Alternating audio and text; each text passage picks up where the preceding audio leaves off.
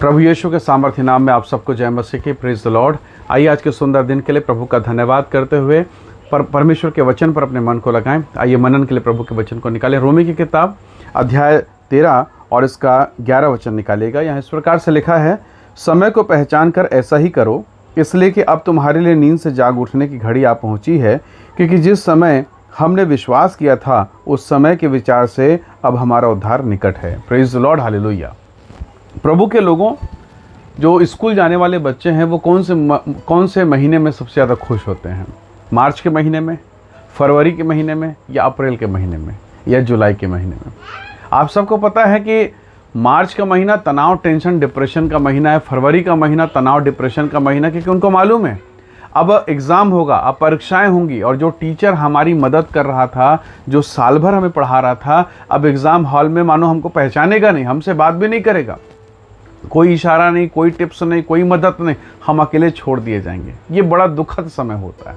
किन के लिए ये समय दुखद? किसके लिए? उस बच्चे के लिए जिसने साल भर पढ़ाई नहीं की है, उस बच्चे के लिए जिसने कभी किताब खोल के नहीं देखा।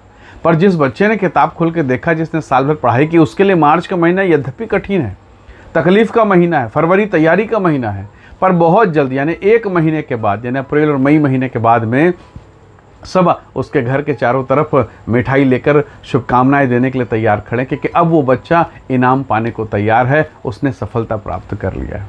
तो हर बच्चे को अगर देखा जाए बाहरी तौर से, ऊपरी तौर से, तो हर बच्चे को जुलाई का महीना, अगस्त का महीना अच्छा लगता है। क्यों? क्योंकि पढ़ाई का कोई प्रेशर नहीं है, आराम से उठो, आराम से स्कूल जाओ, होमवर्क नहीं भी किया, थोड़ा ढीला ढाला जीवन है, चलेगा।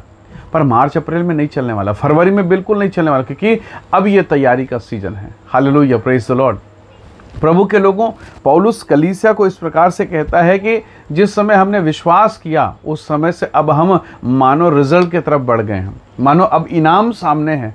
अब हमको बहुत सचेत होकर, चौकन्ने होकर चलना चाहिए, मानो अब तो स्वयं परमेश्वर हमारे सामने खड़ा है। Praise the lord, hallelujah. प्रभु के लोगों, गेहजी के जीवन को आप जानते हैं।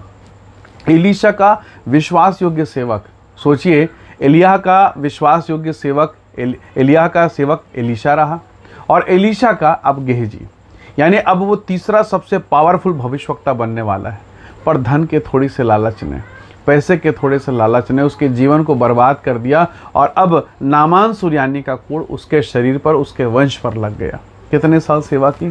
शायद 2 साल, 3 साल, 5 साल, 10 साल। और अब जब इनाम पाना था, उसने लालच कर डाला, और लालच के मारे उसने परमेश्वर की सेवा, परमेश्वर की महिमा को तुच्छ जानकर लालच किया, और कोढ़ की बीमारी में मुंह छुपाकर भाग गया। परमेश्वर के लोगों, काश वो धीरज धर लेता, काश वो ठहर जाता, थोड़ा और रुक जाता, थोड़ा और प्रार्थना कर लेता, और परमेश्वर के दास के समान अपन जीवन बिता लेता। आज वो सामर्थी परमेश्वर का जन होता, बहुत आशीषित व्यक्ति होता। बहुत बार मैं और आप जीवन में जब हम लगातार प्रार्थना कर रहे हैं, बहुत उपवास कर रहे हैं, बहुत सारे विषयों को लेकर प्रार्थना कर रहे हैं, और ऐसा लगता है कि परमेश्वर है कि नहीं है, प्रभु सुन क्यों नहीं रहा है, परमेश्वर आप मुझे चंगा क्यों नहीं कर रहे? देखिए, मुझसे बाद में जो लोग आए वो चंगे हो गए, और मैं जिसका तस पड़ा हूँ। 38 साल का रोगी ऐसा ही कहता है, प्रभु हर कोई मुझसे पहले चला जाता है, इससे पहले कि मैं जाकर कुंड में डुबकी लगाऊं, मुझसे पहले जो सक्षम हैं वो पहले कूद जाते हैं और चंगे हो जाते हैं। पर वो क्यों नहीं समझ रहा कि यीशु उसके सामने खड़ा उसे चंगा करने के लिए। अब उसे कुंड की आवश्यकता नहीं, और उस पानी को हिलाने वाले दूतों की आवश्यकता नहीं, क्योंकि कुंड का बनाने वाला, दूतों को बनाने वाला स्वयं सृजनहार प्रभु उसके सामने खड़ा है। हालेलुया।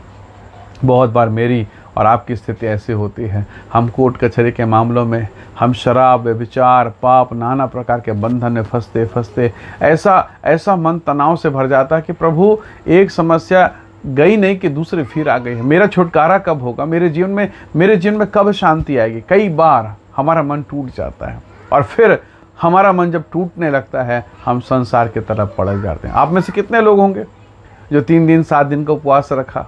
शुरुआत बहुत आनंदित, बहुत अच्छा, 2 दिन, 3 दिन, 4 दिन, और जैसे जैसे उपवास आखिरी आने वाला है, आपका मन में बेचैनी होगी। शैतान पता नहीं कहाँ से कैसे भी करके आपके मन को बेचैन करेगा, और कई लोगों का उपवास आखिरी में टूट जाता है। टूटने के बाद वो एक निवाला खाए, एक निवाला खाया, 1 रोटी खाया, 2 रोटी खाया, बस इतना ही तो ना, प्राण किसी का नहीं छूटा था। लेकिन अब जब उपवास टूट गया, अब अपने आप से पूछ कर देखिए आपको कैसा लग रहा है? मन निराश हो गया ना? यही शैतान चाहता है। लेकिन जब आप परमेश्वर की उपस्थिति में रहेंगे, भली शरीर दुर्बल हो जाएगा, भली शारीरिक अवस्था में कमजोरी दिखाई देगी, परंतु अंतःकरण में आपको आत्मा की सामर्थ्य मिलेगी। प्रभु के लोगों, पौलुस को प्रभु ने कहा, अगर आप कुरिन्थियों की किताब निकालें अध्याय 11 और 12 का निचोड़ अगर आप पढ़ें तो पौलुस को प्रभु यीशु मसीह ने कहा, मेरी सामर्थ्य, अध्याय 12 में, मेरी सामर्थ्य निर्बलता में सिद्ध होती। इसलिए पौलुस कहता है, मैं अपने सामर्थ्य पर, अपने दुर्बलता पर, अपने निर्बल अवस्था पर, मैं अपने आशा के समय पर और निराशा के समय पर, अर्थात जब मैं निर्बल होता हूँ, मसीह की सामर्थ्य मुझ में सिद्ध होती है। मैं उस पर आनंदित करूँगा।